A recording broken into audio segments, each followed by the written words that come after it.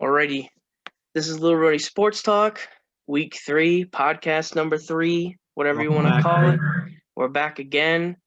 This time we got special guest over here, Mr. Kyle Fenn, our good little friend over there. He's going to help us out with our March Madness talk this week. He's Brian's number one fan, too. You're right. Brian's number one fan. They should have been the number one seed in the tournament, to be quite honest with you. But before we start off the video, we're gonna go into our surprise that I mentioned last week.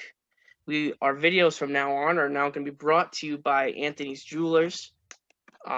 Here's all the information you need, the phone number for direct appointments, and I'll let you know the sales. They got 60% off diamonds, 50% off wedding bands, 65% off gold chains, and as Anthony's Jewelers always say, it's where Alan gets engaged.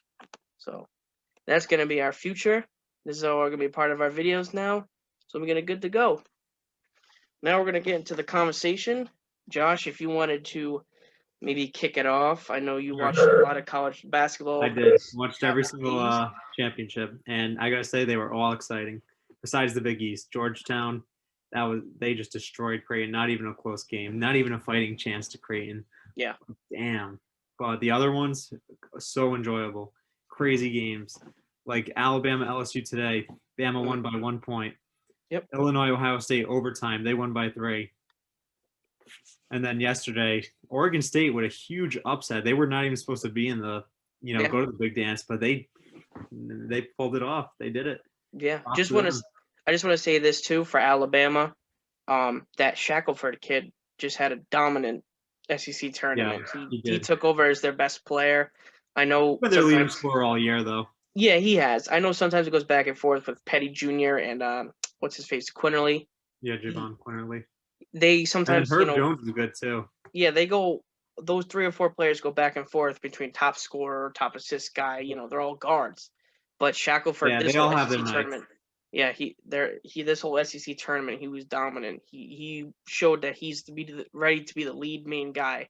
But I will say this too on Alabama's half, they are so spread out in their scoring. Like if you stop one guy, there's going to be like 2 more, like you said, who are just going to do their thing. Yeah. Oh, yeah, you are right. So today, Jones had 13, Ellis had 14, and then they had a pretty decent showing from the bench with Quinterly with 14, and then Reese and Gary with 6 and 8. So they got it. I mean, yeah, they just need to bring this energy and into the games because again, it's only one game.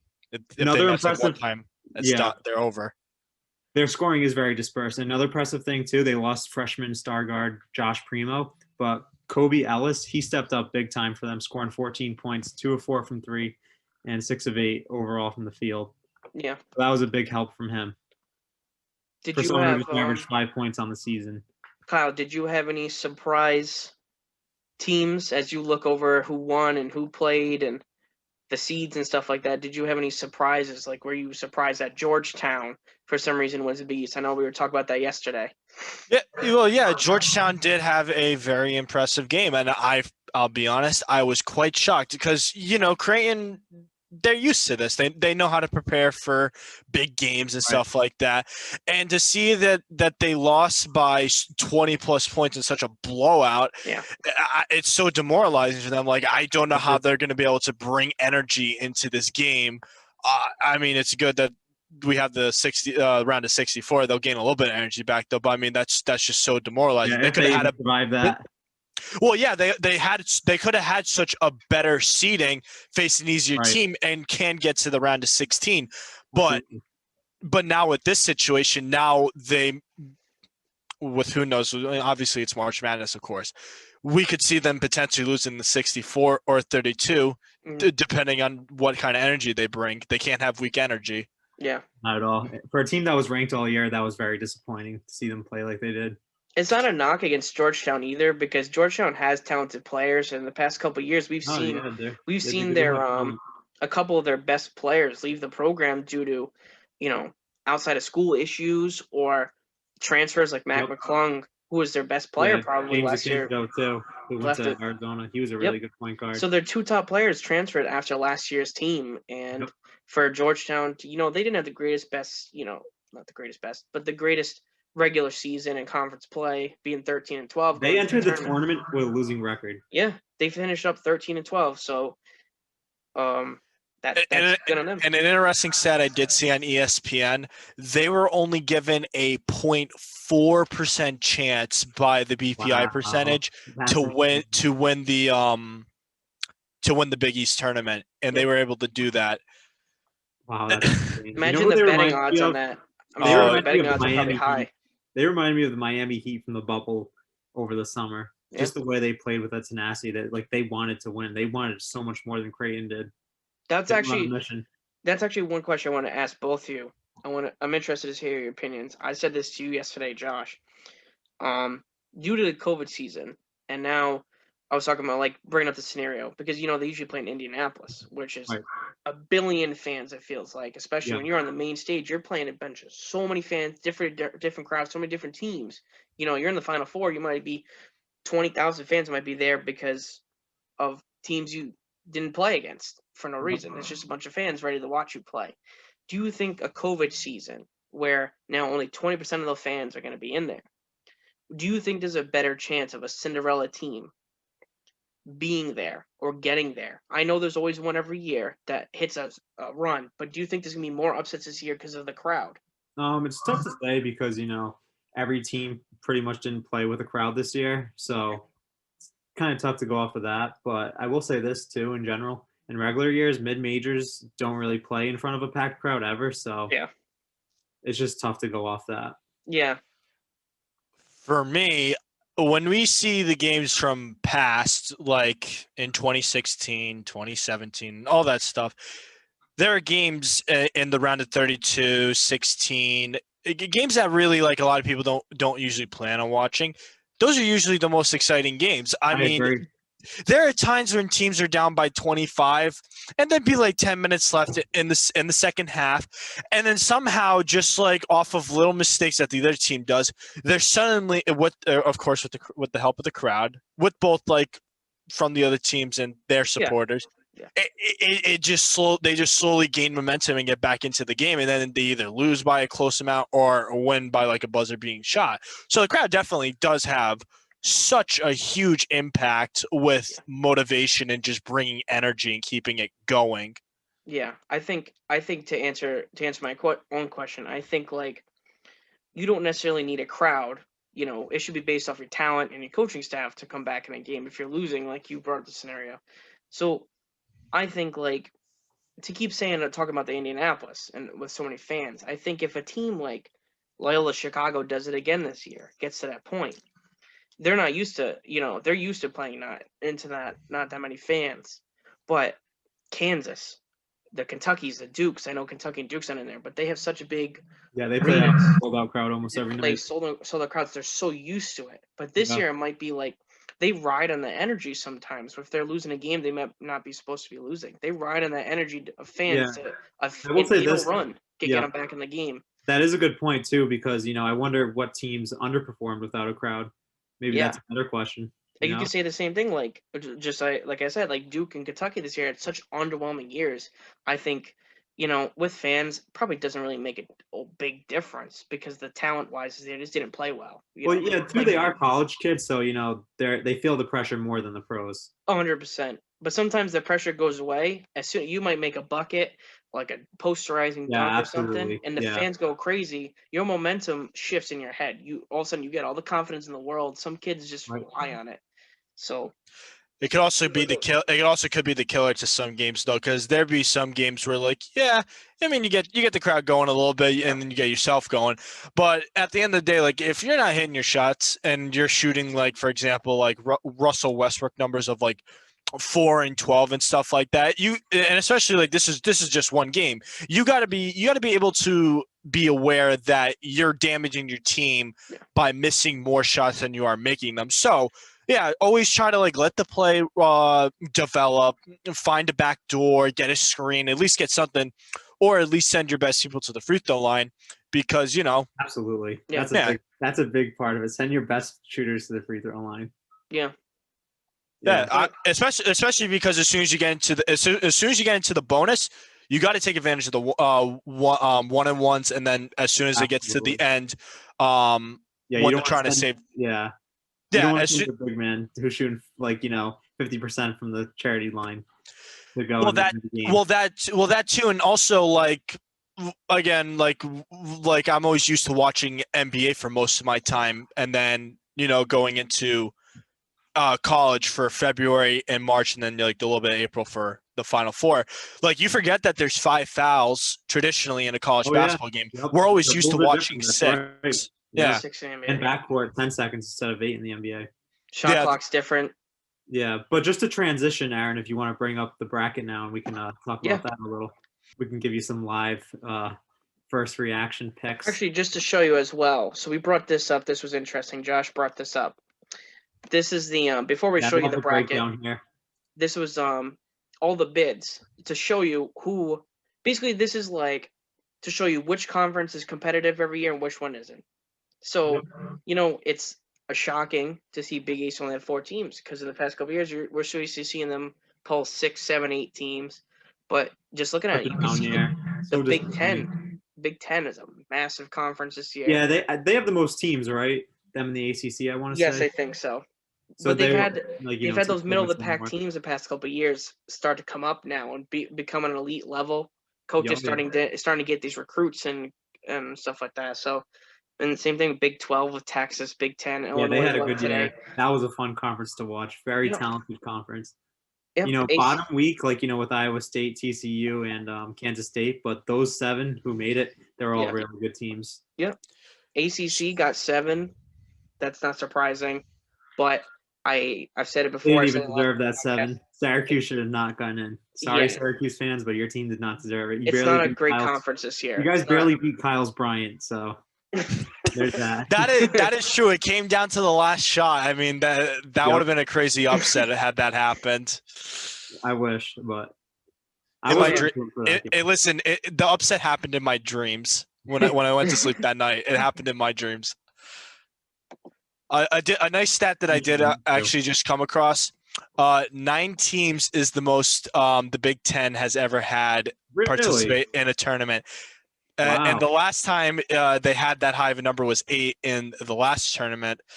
But it's interesting. Wow, yeah, I didn't know that. I want to see if you guys know this. Who had the most ever?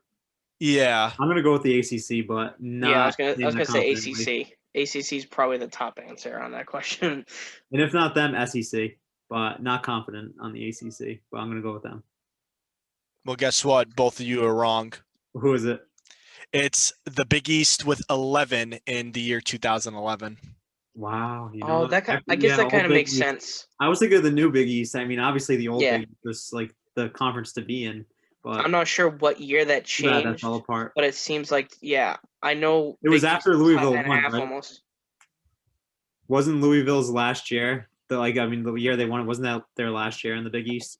I could be wrong, or it was their first year. It was around that time, because I remember Louisville did make a deep run, and this happened in 2012. Yeah. It was around that time. Yep. Too bad that happened. Missed that conference. So now we got the bracket up. This is the official bracket. This is not the one from last week we were talking about. This is the new one today from the 6 p.m. time.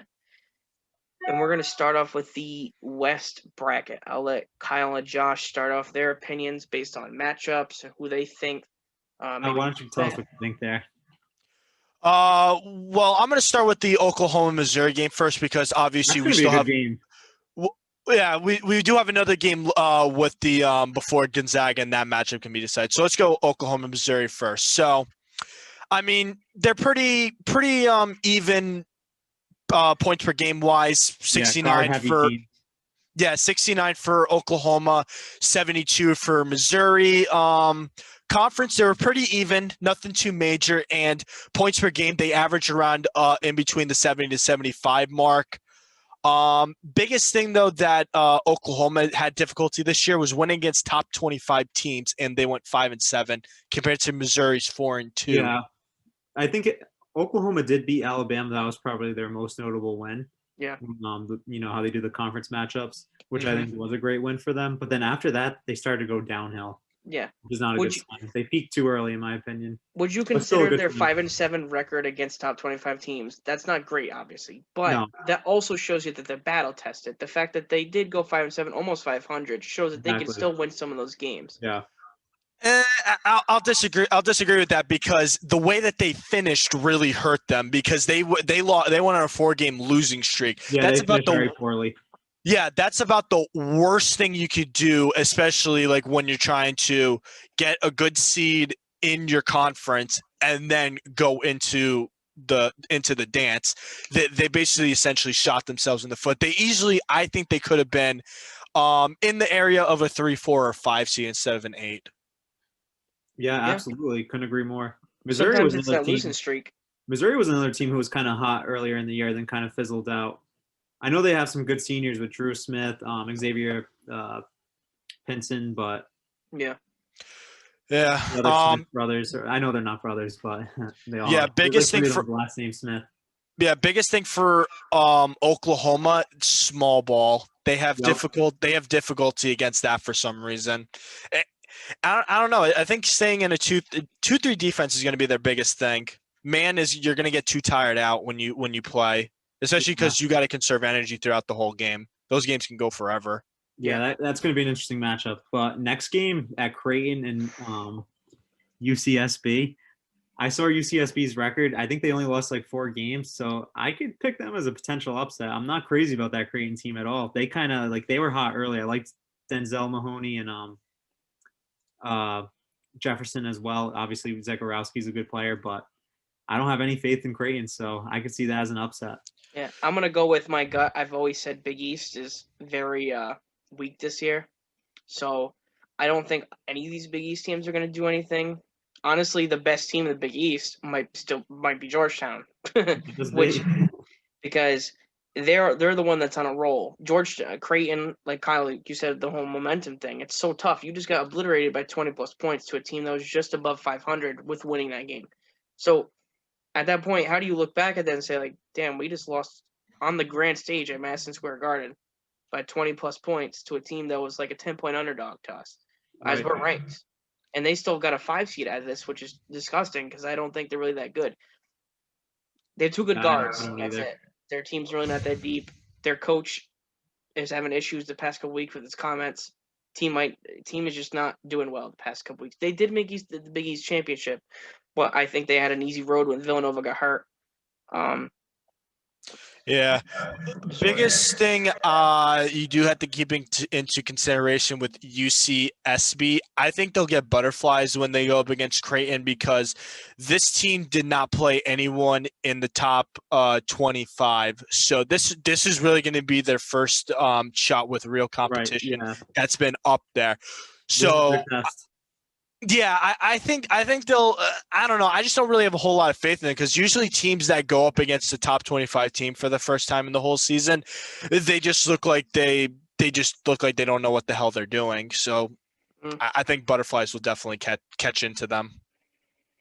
Yeah, I mean, I'm just saying I could see a potential upset, but Creighton should win. But obviously, being the higher seed. Oh yeah, I'm definitely not ruling it out though. But I mean, like if my confidence, if I was to put it like in a percentage wise, I'm pretty like 75% confident Creighton will win. But there's always that 25% that some crazy stuff can happen. Yes. Now let's go to the next game, Virginia and Ohio. That's another potential upset. Ohio's a good team. They got that good player, Jason Preston. They won their conference tournament. I don't think they were the number 1 seed either in their conference. I'm not sure about they weren't too much, but they got in and they could potentially upset Virginia, another team I have no faith in. Yeah. And another thing with Virginia, I'm not going to say I don't have faith in them. They're part of another weak conference that I've said millions of times before, but they couldn't play the rest of the ACC tournament because of COVID protocols. So they might get a break, but they're going to be one of the teams that's going to be the latest team there for travel purposes. So they might get 1 day of practice and play compared to the other teams who are going to be there Monday or Tuesday now, or tomorrow or Tuesday, who go in to do their protocol so they can practice and get stuff done. So Virginia's already at a disadvantage, even at a 4 seed. So Well, now the thing though is, I don't know if they talked about this, but where is Virginia doing their quarantining for their players? Are they doing it in Indianapolis, or did they go back to their university and did the quarantining there? I think they stayed in North Carolina because they got the COVID issue when they were in Raleigh or Greensboro, wherever that's the what I ACC heard too. A tournament lot of is. teams are just staying where they were. Same thing with Duke. I mean, Just Duke was already in isolated. North Carolina, but those two teams had the COVID issues, so they had to stay where they were, unless there was specific private, things to get back to their school. But just to keep this going for the next game, USC. Well, I don't know. Georgetown State and Drake. They have big guys, decent. so yeah. USC is a big team, so if Mobley neither brothers. Georgetown State or Drake can match up, Yeah, then USC should win that. And Evan Mobley is a very talented player. He should go number 2 in the draft. I think he's proven himself. He's a great shot blocker. If you've seen USC, you've seen how long he is too. So yeah, they were very talented stop backcourt. Yes. Or front court, not backcourt. Kansas should be Eastern Washington. Not much to say there. They got a really good starting lineup. Yep. Oregon versus VCU. Two pretty good teams in my opinion. Oregon is I don't know how to judge them. I want to say they can be a good sleeper, but they're inconsistent. I just have to see them play first. They're inconsistent. They had injury issues this year. Yeah.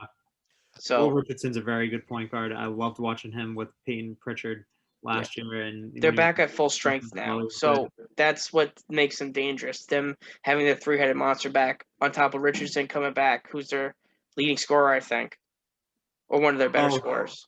Yeah, he's one of their better players. He was a very good piece with Peyton Pritchard and Chris Duarte. Yes. Year prior.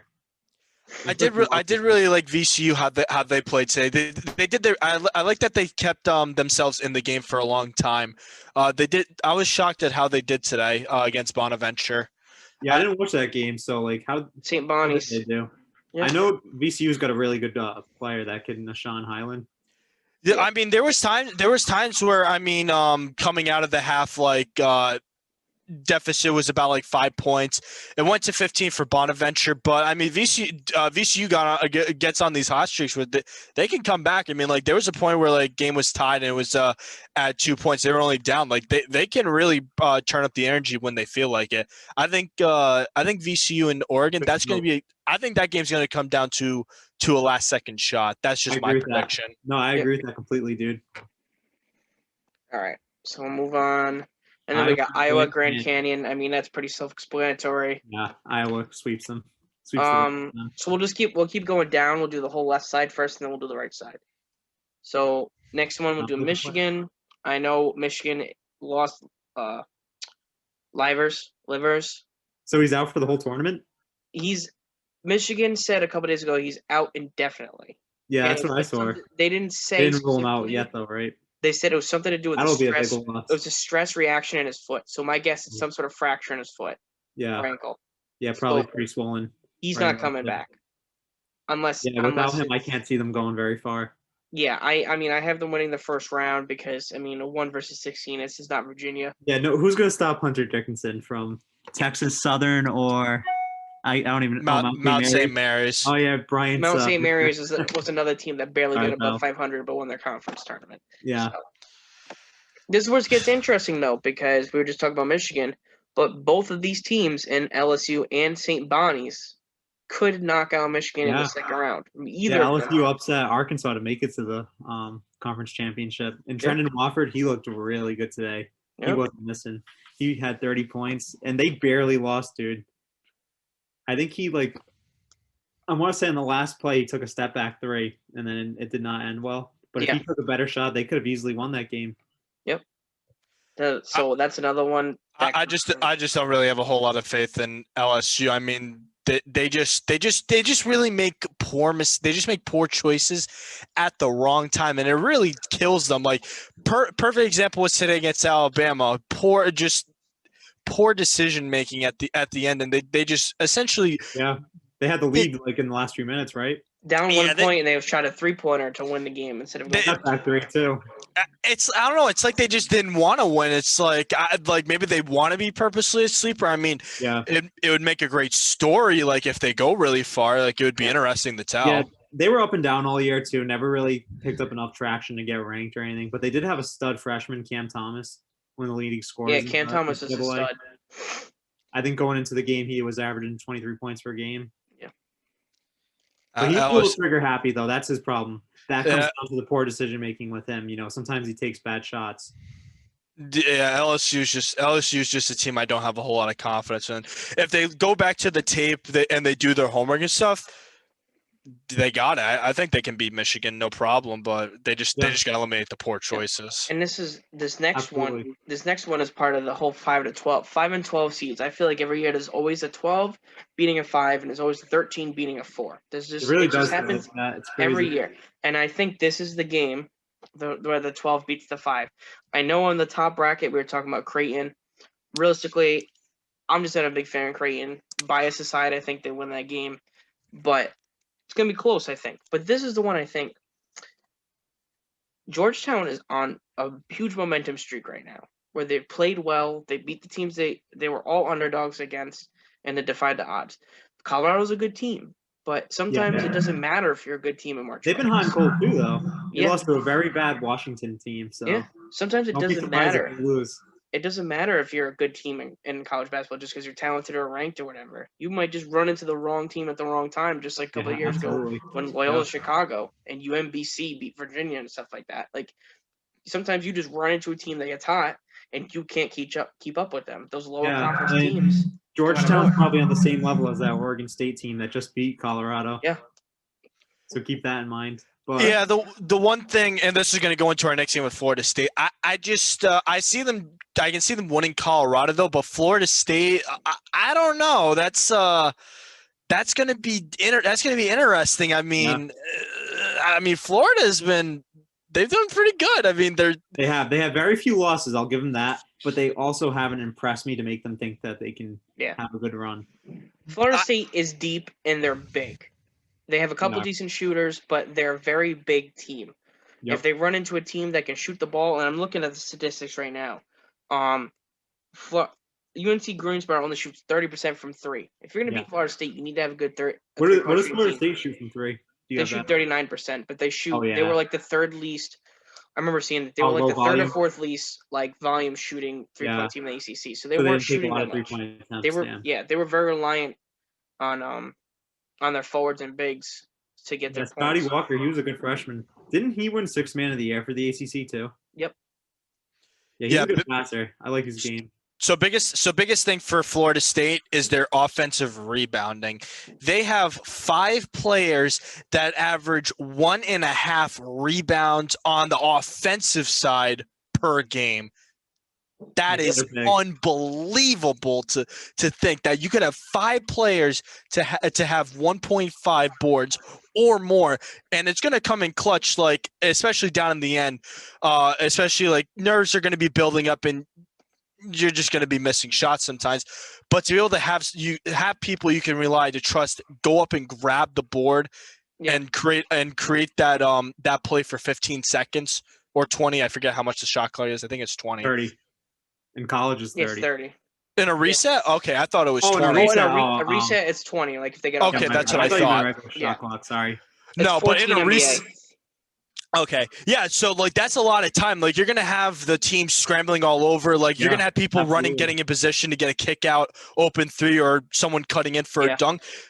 They can go really far if they can use their like third eye, their tunnel vision, and start predicting plays as they happen. Yeah. I agree. So what we'll do this quick. So the next one we definitely got to talk about because that's a 6-11 seed where all BYU 3 of us all the way. But just to go gave past them, a good game, so I'm going to go with them. Yeah, just to go past them really quick. I mean, I think Texas wins this game pretty easily. Yeah.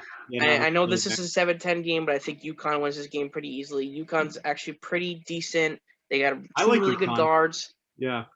And then obviously Alabama. As much I love Rick Pitino, but I don't think Iona's going to ever be close to Alabama.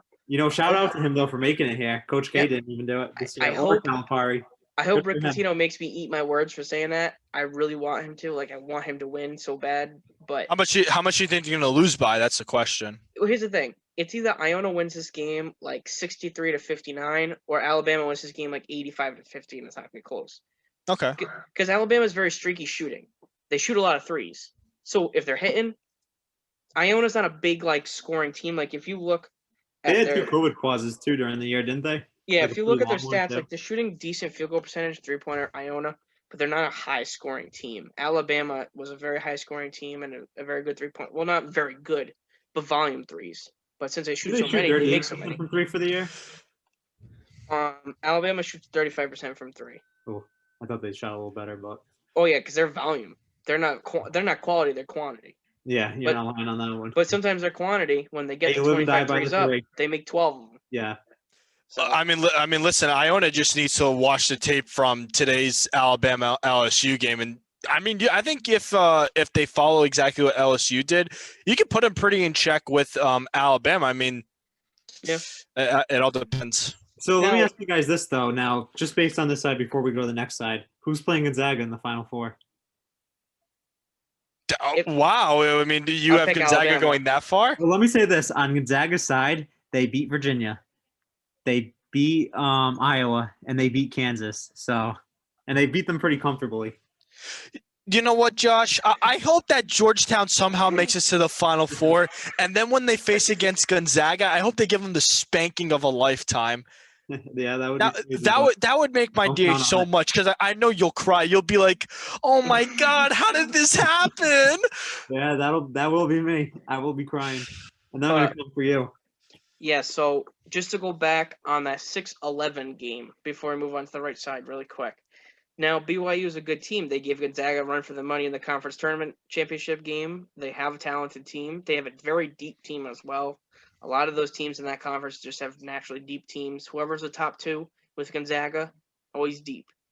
Yeah. But Michigan State and UCLA, that's not, whoever wins that game, that's not, I know it's big name program. I think Michigan but State will win that. Michigan State's they beat a bunch of ranked teams the past couple of teams. They're kind of on a run. Michigan State might beat this BYU team, and it might be one of those It could games happen. here where Michigan State creeps in, but then wins this game and then might beat Texas in the second round. Texas is very good, but it's the same thing. You just ride your momentum. Your momentum Yeah, carries Michigan you State most of definitely this played tournament. down this year. So I think could've been better. that can happen. But so just to say, for me on the left side, I got Gonzaga coming out the top left, and I got Alabama coming out the bottom left. That's I'm with you. my I'm with you prediction there, so so. far. There's nothing I can add, but I'm with you there completely. So Kyle, what do you have? You have Gonzaga and who, or do you have Georgetown? Or I Uh, can see Texas making it too. Texas or Bama. I don't know. I really like Georgetown. I mean, gotta think about it more. they completely shocked me after what I saw with the Big You East like them tournament. enough to put them in the Final Four, dude. I don't know. All right, I can see you saying you could see them there, but Make a Keep quick going pick. there. What do you think? I can- I What's can your be first open to that. reaction? all right, so Alabama Georgetown matchup. I'll take Alabama. That's it. Like if I'm putting money down, but if I'm doing this for just for laughs and giggles and all that, I'll say Georgetown to the Final Four. okay. I Okay, like we're that. going Georgetown and Alabama then.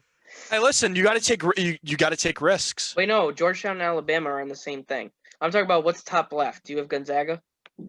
Oh yeah, I'll take Gonzaga against Okay, so you have- Kansas. So But what you meant was Gonzaga like and Georgetown whoever or wins between Alabama? Bama and Georgetown, you Yeah. take, right? Okay.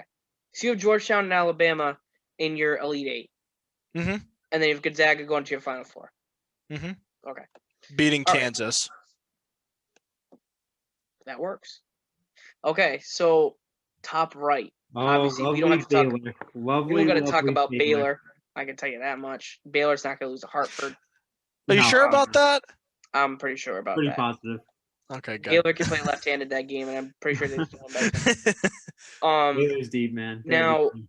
But now these they are next two beatable. matchups, actually, yeah, these next two matchups are very difficult because yeah, who the hell Wisconsin- do you pick there, Wisconsin or North Carolina. Wisconsin didn't have the best record this year, but they played in one of the best conferences. And Yeah, but they also still- too, like their leading scorer, Demetric Trice, he only averaged like 13 points per game.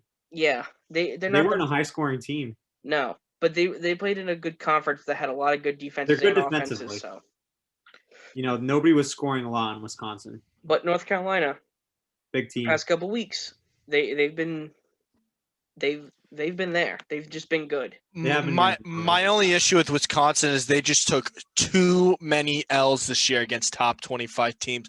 They went 3-9.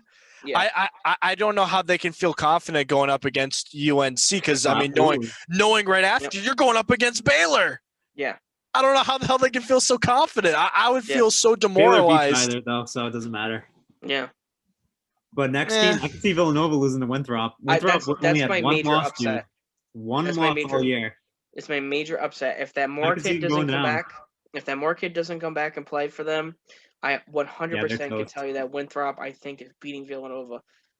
Villanova is. When I say these predictions, I more so want to see them happen. Like I may be reaching on them, but I definitely want to see Villanova. But I think this I'm saying not even because of what I want it to happen. I legitimately think that Winthrop is going to beat Villanova. Villanova is losing. The two best point guards are out. Pick, folks. You can't look at Villanova's stats right now because Villanova's stats are very skewed. I mean Villanova. I mean, is still a good team. They have good coaching, and do you really if that happens? If Winthrop wins against Villanova, everyone at Villanova is getting fired. They're gonna have to rebuild. Not going anywhere. Are you kidding me? He's brought them 2 championships, dude. My only thing of Villanova is watching them this year because of PC. So since I watched them so much because of PC, I now know that Moore and Connor Gillespie are 2 major pieces to this team, and that's your guard play. And you need guard play to win March Madness. You need a guard and a big man to be good. Yeah, Jeremiah Robinson. Now, Jeremiah Robinson and Jalen Samuels are both 2 good players. Jermaine Samuels, yes. Jermaine Samuels are both good players. They are. But when a push comes to shove, now they have a walk-on who is Archie Diacono, his brother. Is that how you say it? I thought it was Arcidiacono. Oh wait, no, not Archie. It's Archie Diacono. It's one of those tongue twisters. Don't even just ignore me. Well, I'm done talking about Villanova. I want to see them lose. Yeah, let's get to Purdue. Yeah. I was going to say Archie Diacono's brother plays on Villanova's team now, and he was a walk-on. And now he plays 20 minutes a game the past 5 games because of the point guard issues. So you really don't even have a point guard. You have to play a walk-on. Purdue will be either or, though, so it doesn't matter. Yeah, you gotta play. Josh, I really don't like your energy. I mean, you're just killing them right from the beginning. You're not giving them a chance to warm up or anything.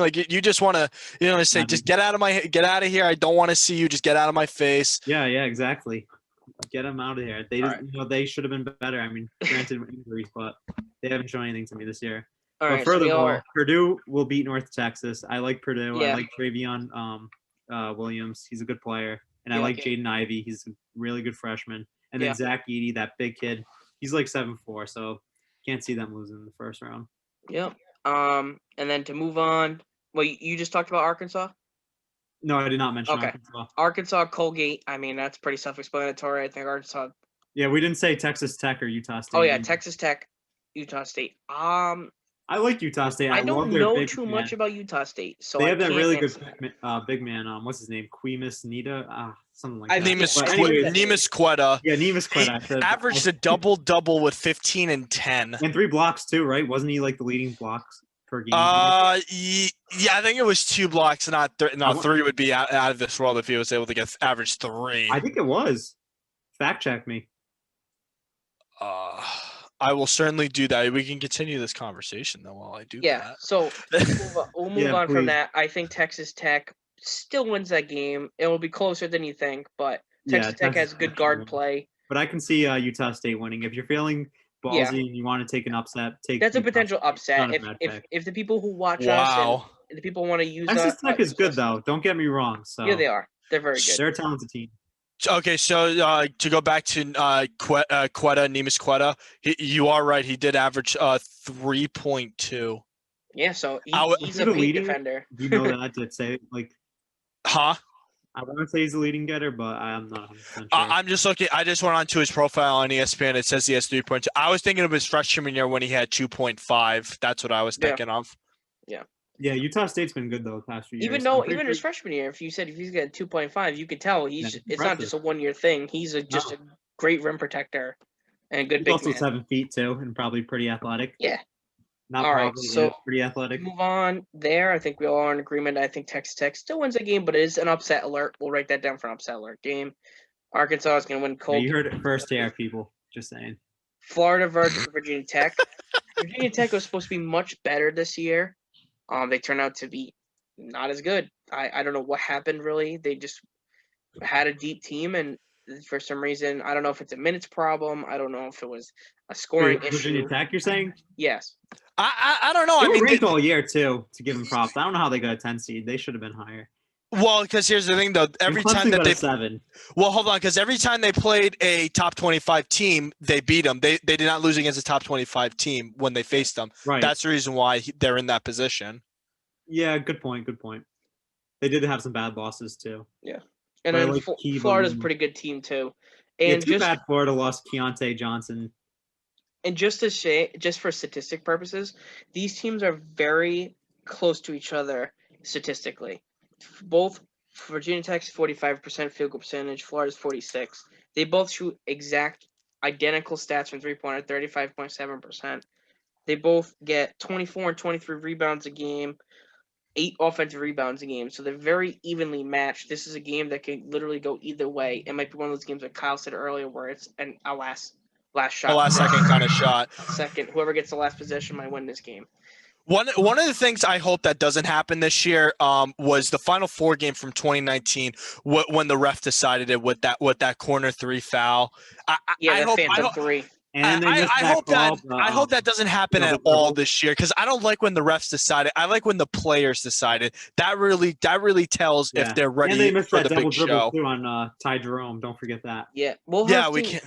We'll have to do a separate podcast. I'm gonna get mad if we keep talking about that. Yeah, we'll have to do a whole separate podcast on reffing because there's just too much issues. There's a lot to say. Yeah, absolutely. Yeah, there's so many issues in all sports. It's not even just basketball. It's NBA.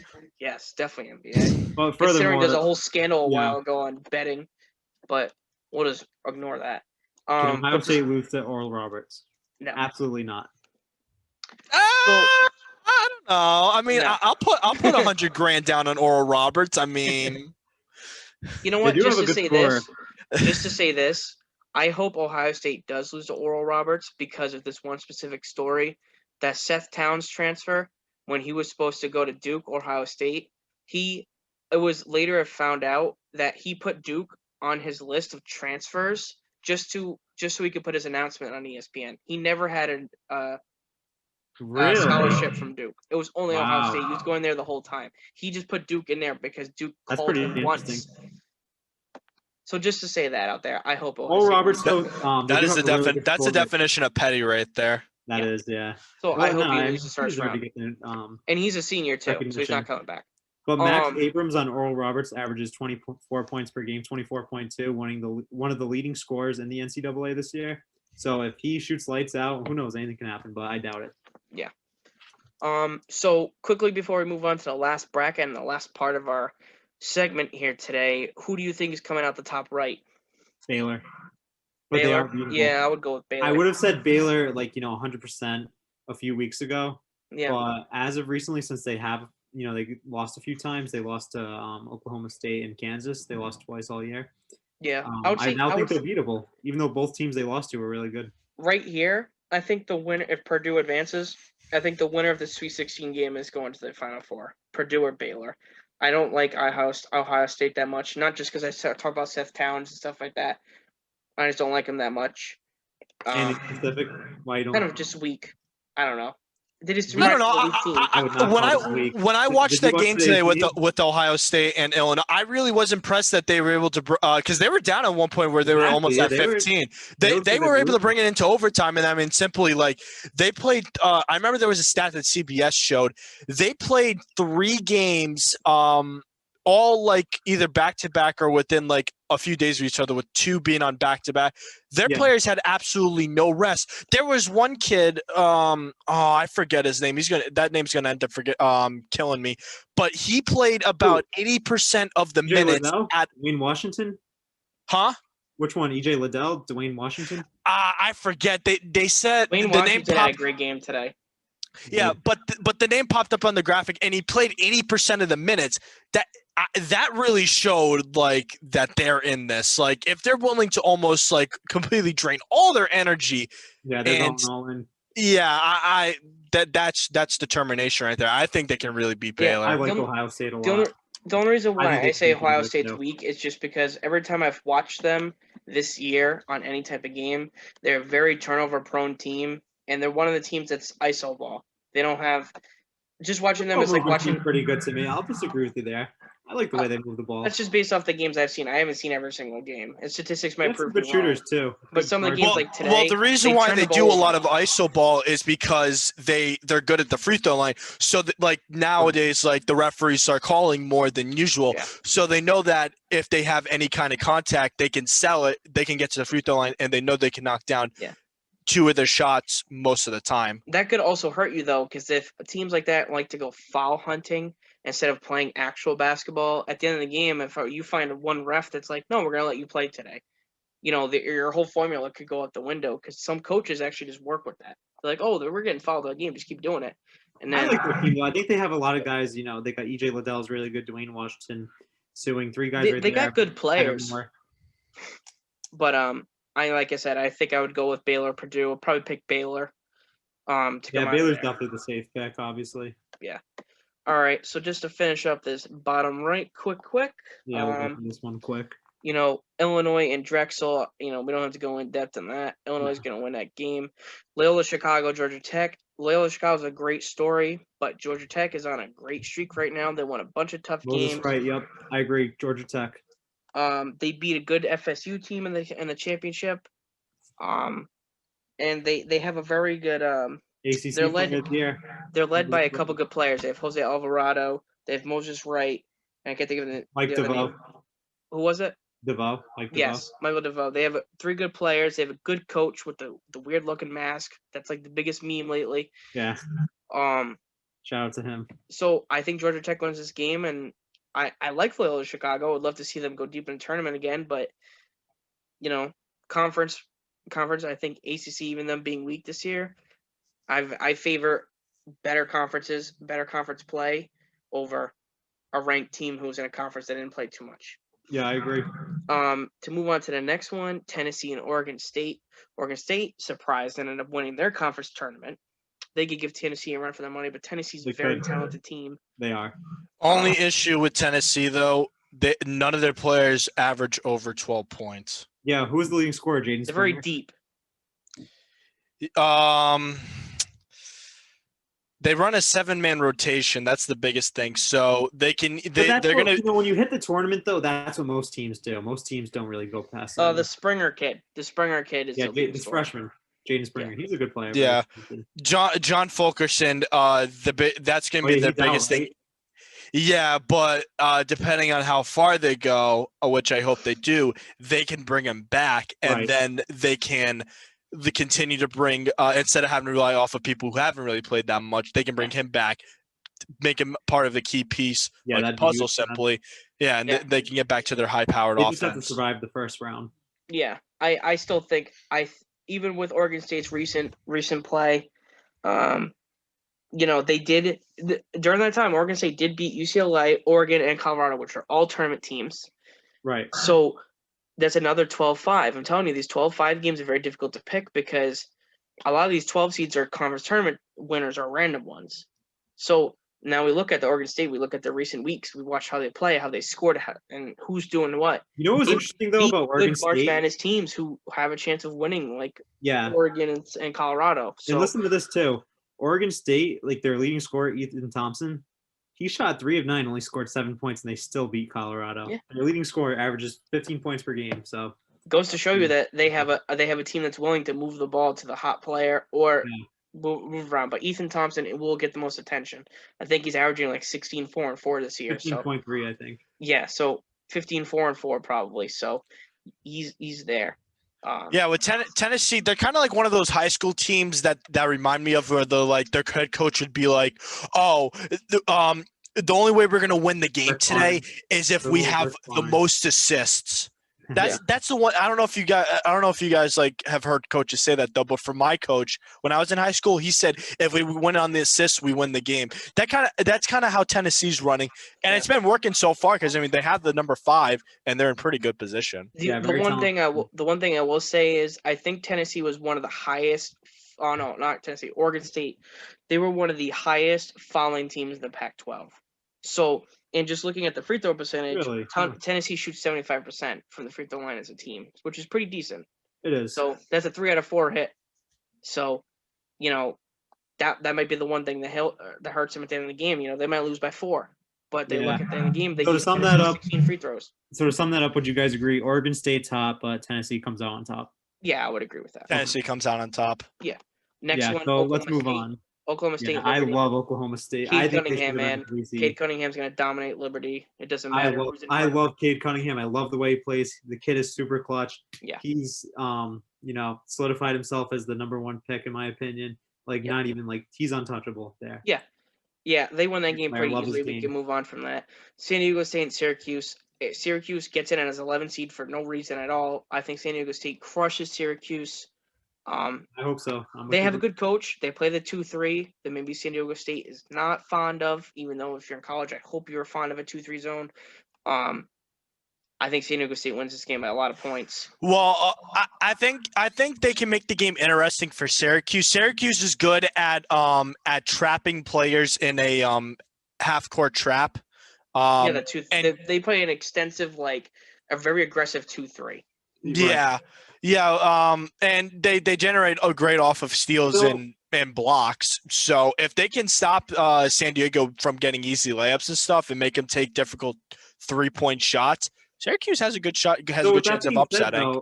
Since Syracuse does play that 2-3, is San Diego State a good shooting 3-point shooting? Yes, they shoot 38% as a team. Oh yeah, then they would know.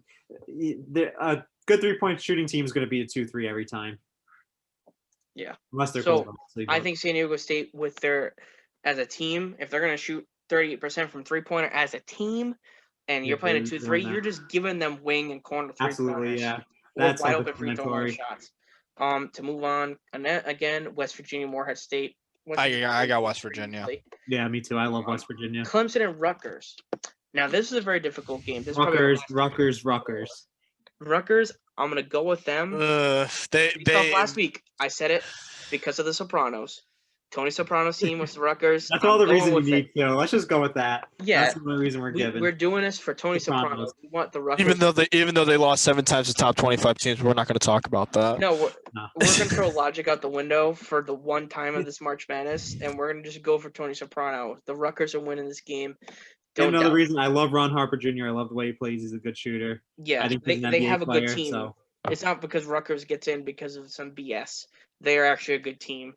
They've played good talent. Obviously, they're in the Big 12. Played a lot of good teams too. So even though they've lost, they've played. Yeah.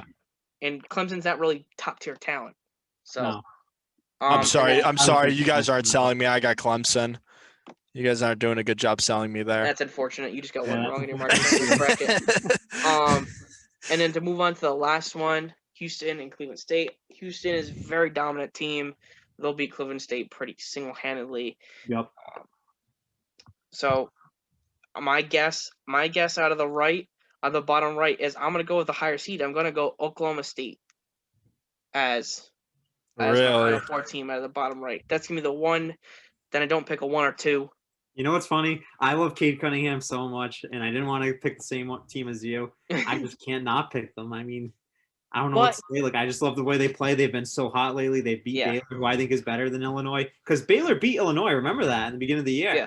So, obviously, a few months ago, but still. Yeah. But just to say quick, Illinois has a very deadly duo with the big man and the guard. And Houston has a very high-powered offense. So, not counting them out. But for me, if you have the best player in college basketball on your team, you roll with that guy. He's dominated the best talent as well in the conference tournament this past week. And his supporting cast is nothing to shrug off. Avery Anderson. No, it's not. They have a good team. Kid, but when you're led by a guy giving you 20 points a game and he's a 6'8" point guard, you're gonna dominate. So my final 4, based off what we were just talking about, is Gonzaga, Alabama, Baylor, and Oklahoma State. That's my top 4 teams. God, dude, why'd you gotta pick the same teams as me? Just to be different, I'm gonna pick Texas now. Gonzaga, Texas, Baylor, and Oklahoma State. All right, what's yours, Kyle? I got Gonzaga, I got Alabama, I got Ohio State, and I got Houston. Okay, so there you have it. There's our March Madness talk for the week. And just as a reminder to you guys, this video is brought to you by Anthony's Jewelers. Like I said, we got the phone number right here. I gave you all the deals in the beginning of the video. So hopefully you guys go check them out, give them a call. Yeah, if you guys need jewelry, don't go anywhere else. Go to Anthony's Jewelers. Really, and like I said, just there. where it says, it's where Rhode Island gets engaged. So that's all you need to know. That's simple. If you call, they got friendly staff. They're going to help you out. So big shout out to them for helping us out. And yeah, so that's going to end it for us. Tomorrow night, just to end off quick, I think we might be doing another our first football podcast on free agency and Patriots moves and stuff like that. So hopefully, if that comes into fruition for tomorrow, then this will come out this week on top of the football one. So hope you guys enjoy, and this is going to be your week 3 podcast. Peace out. Have a good night, everybody.